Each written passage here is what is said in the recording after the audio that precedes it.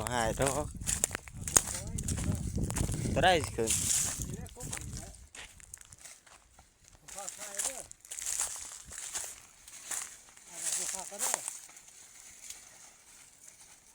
มันสิเสียที่เกียบเด้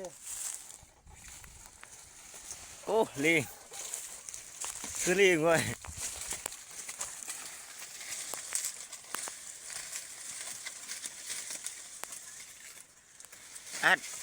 อัดบ่หรือว่าถ่าย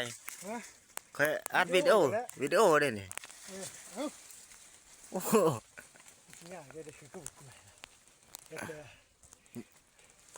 ยกโป้มาบ้างยกโป้โอ้รอเอาอีกนึงนะนี่คือการลักบักกล้วยเนาะพี่น้องเนาะลักบักกล้วยเขาไปแดกโอ้ลงไปเลยวีนึง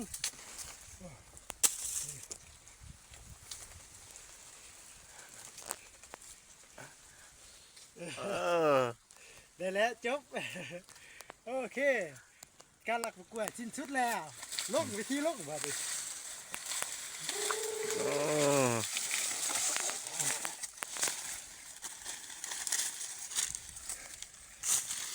อันนี้คือบักกล้วยลักติดหรือจ้ะ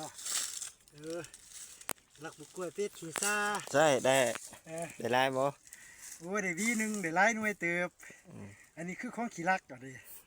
ของขี้ลักกินแสบอายุยืนก็ว่า